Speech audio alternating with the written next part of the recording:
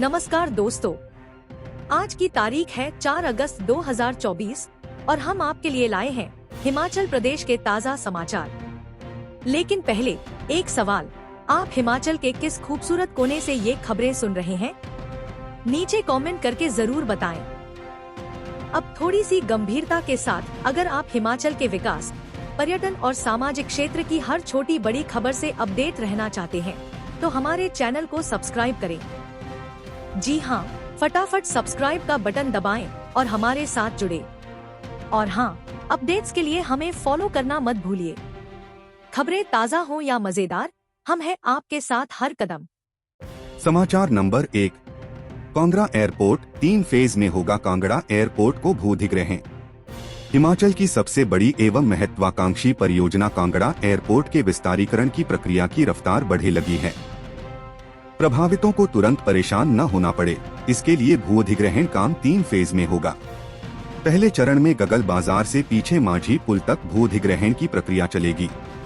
प्रदेश सरकार की ओर 980 करोड़ की सैंक्शन के बाद सेक्शन 19(2) की डिक्लेरेशन होते ही मुआवजा राशि जारी करने की प्रक्रिया तेज कर दी जाएगी।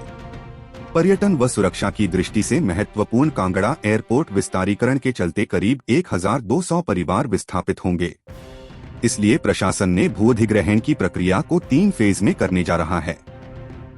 इससे सबसे बड़ा फायदा यह होगा कि फेज वाइज भूधिग्रहण होने से लोगों को ज्यादा डिस्टर्ब नहीं होना पड़ेगा। हवाई अड्डा विस्तार होने से जहां यहां पर फ्लाइट्स की संख्या बढ़े से किराया भी घटेगा, वहीं सैलानियों की आमद बढ़े से स्थानीय लोगों को रोजगार के अवसर भी मिलेंगे। एयरपोर्ट विस्तारीकरण के लिए 14 गांवों से करीब 1200 परिवारों की जमीन का अधिग्रहण किया जाएगा। अधिग्रहण के लिए सरकार ने 14 गांवों की सरकारी और निजी करीब 147 हेक्टेयर करीब 3847 कनाल जमीन चिन्हित की है। इसमें 123 हेक्टेयर निजी और 24 हेक्टेयर सरकारी भूमि चिन्हित की गई है। उधर सरकार की गंभीरता के बाद जिला प्रशासन ने भी विस्तारीकरण संबंधी तमाम औपचारिकताओं को पूरा करते हुए कार्य को आगे बढ़ा दिया है, जिससे समय पर इस कार्य को शुरू करवाया जा सके। एयरपोर्ट अथॉरिटी ऑफ इंडिया भी प्रदेश सरकार द्वारा की जानी औपचारिकताओं को पूरा करने का ही इंतजार कर रही है। ये गांव जद में विस्तारीकरण की जद में करीब 938 मकान और 594 के करीब दुकानें हैं, जो एयरपोर्ट की जद में आएंगे। इसके अलावा कुछ अन्य भवन और दुकानें भी हैं, जो सरकारी भूमि पर बने हैं। एयरपोर्ट विस्तारीकरण की जद में विधानसभा क्षेत्र कांगड़ा के तहत बाग, बल्ला, बरसवालकड़, भेड़ी, धुगियारी खास, गगल खास, जिकली इच्छी, मुगरेहड़, सहोड़ा और सनौरा गांव आएंगे। इसके अलावा शाहपुर विधानसभा क्षेत्र के तहत रछियालू, जुगेहड़, भड़ोत और कियोड़ी गांव इसकी जद में आएंगे। समाचार नंबर 2, इस महीने से निजी अस्पतालों में हिमकेयर बंद, सरकार ने जारी किए आदेश। प्रदेश के प्राइवेट अस्पतालों में सरकार द्वारा चलाई जा रही हिमकेयर योजना के कार्ड से इलाज नहीं मिलेगा। पिछली कैबिनेट बैठक में इसका निर्णय लिया गया था, जिस पर चिकित्सा शिक्षा एवं रिसर्च विभाग ने अधिसूचना जारी कर दी है। 1 सितंबर से उन सभी प्राइवेट अस्पतालों जिनमें लोगों को हिमकेयर कार्ड से इलाज की सुविधा मिल रही थी, वह बंद होगी। इसके साथ सरकारी सेवारत कर्मचारियों व सेवानिवृत्त कर्मचारियों को तुरंत प्रभाव से हिमकेयर का लाभ बंद कर दिया गया है, जो योजना से बाहर हो जाएंगे। इस मामले को लेकर स्वास्थ्य मंत्री डॉ कर्नल धनी राम शांडिल ने कहा है कि सरकार सभी सरकारी अस्पतालों में इलाज की बेहतरीन सुविधा दे रही है, लिहाजा प्राइवेट अस्पतालों में इस तरह की सुविधा देने की कोई जरूरत नहीं है। हिमकेयर में पीजीआई जैसा संस्थान अभी भी जुड़ा है और वहाँ पर लोगों को इलाज मिल सकता है। उन्होंने कहा कि सरकार की किसी भी योजना का सदुपयोग होना चाहिए, न कि दुरुपयोग। दुरुपयोग किसी भी सूरत में सरकार बर्दाश्त नहीं करेगी। उन्होंने कहा कि सरकार का फोकस बेहतर स्वास्थ्य सुविधाएं देने पर है।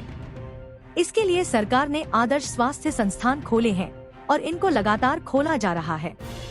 जहां कहीं पर भी आदर्श स्वास्थ्य संस्थान बनाए गए हैं, वहां पर पूरा स्टाफ दिया गया है और ओपीडी की संख्या भी काफी ज्यादा है।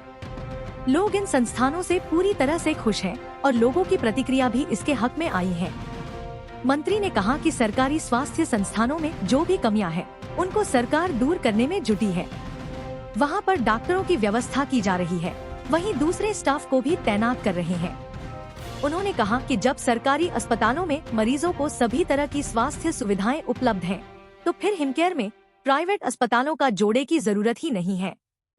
यही कारण है कि सरकार ने इस पर निर्णय लिया है। उधर चिकित्सा शिक्षा विभाग ने जो अधिसूचना जारी की है उसमें कहा गया है कि मुख्यमंत्री Himachal health care scheme Himcare 1 सितंबर से किसी भी प्राइवेट संस्थान में नहीं होगी। वहां पर हिमकेयर कार्ड पर इलाज नहीं मिलेगा। प्राइवेट में नहीं, सरकारी में ही हिमकेयर का लाभ। स्वास्थ्य सचिव एम सुधा देवी की ओर से यह आदेश जारी हुए हैं।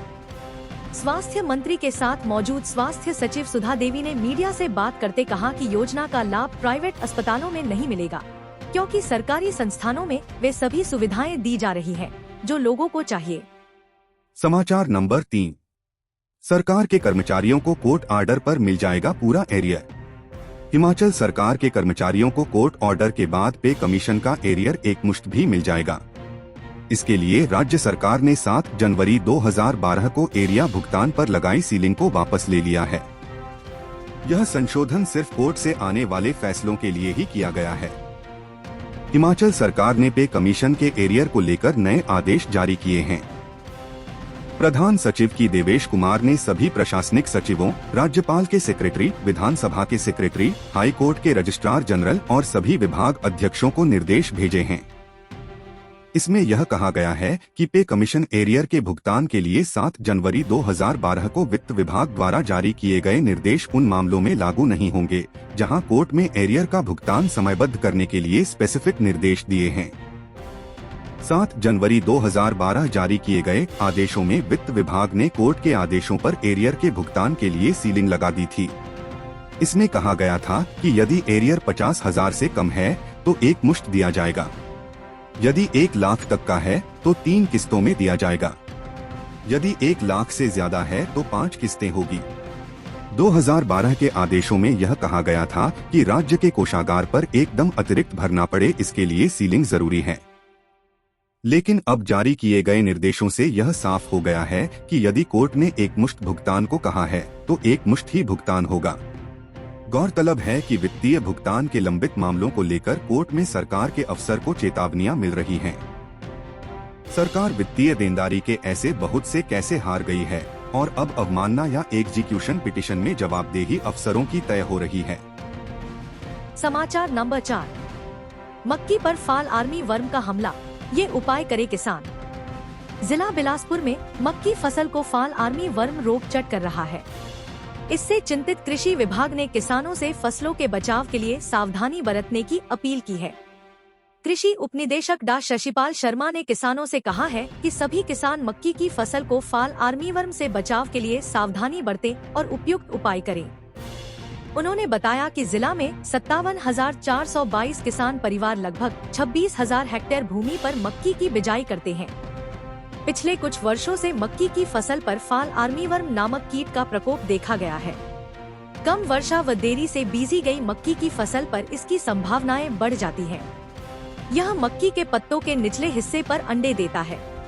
इस कीट की सुंडी अवस्था मक्की के पत्तों व पत्ती गोब भंवर को नुकसान करती है। शुरुआत में नवसुड़िया पत्तों के ऊपर सुई के आकार के छोटे छोटे व लंबे सुराख कर देती है। कृषि विभाग बिलासपुर द्वारा मक्की की फसल को इस कीट से बचाव के लिए तथा कृषक को इसके सही निदान के लिए ब्लॉक स्तर पर कृषि विशेषज्ञों की टीमें प्रभावित क्षेत्रों का दौरा कर रही है व किसानों को इस कीट की पहचान तथा मक्की की फसल को इससे बचाने के लिए जागरूक किया जा रहा है। ये उपाय करे किसान। कृषि उपनिदेशक के अनुसार किसान खेत में टी टाइप का पक्षियों को बैठने के लिए लकड़ी का ढांचा बनाएं, ताकि इन पर पक्षी बैठकर फाल आर्मीवर्म, स्पोडोप्टेरा फगिपर्डा के लार्वा को खा सके। अधिक जानकारी के लिए इन नंबरों पर करें कॉल। उन्होंने बताया कि अधिक जानकारी के लिए विकास खंड सदर के विषयवाद विशेषज्ञ अमरजीत सिंह के मोबाइल नंबर 8219091614, विकास खंड घुमारवी के विषयवाद विशेषज्ञ ब्रजेश चंदेल के मोबाइल नंबर 9418463891, विकास खंड झंडूता के विषयवाद विशेषज्ञ किशोर कुमार के मोबाइल नंबर 9817488310 और कृषि विकास अधिकारी स्वारघाट मनोज कुमार के मोबाइल नंबर 7018306808 पर संपर्क किया जा सकता है। समाचार नंबर 5। पड़ोह बांध के बंद 2 गेटों में से एक गेट खोलने में मिली बीबीएमबी को सफलता। काफी मशक्कत के बाद बीबीएमबी ने गाद से भरे 2 गेटों में से एक को खोलने में सफलता हासिल की है। इससे पहले बीबीएमबी प्रोजेक्ट के पंडोह डैम के 2 गेट सिल्ट से फंस गए हैं, जिन्हें खोलने के लिए अधिकारियों के पसीने छूट गए हैं। यह दोनों गेट पिछले 3 दिन से बंद हैं। इसी कारण बग्गी सुरंग भी बंद है। पिछली रात से सलापड़ पावर हाउस में भी विद्युत उत्पादन बंद हो गया है।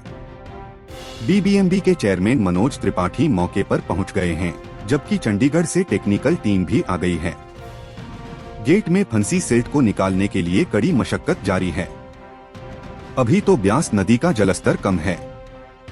अगर मौसम विभाग के अलर्ट के मुताबिक कुल्लू मनाली में भारी बारिश या फिर बादल फटने जैसी घटना होती है, तो जलस्तर बढ़े से डैम को नुकसान भी हो सकता है।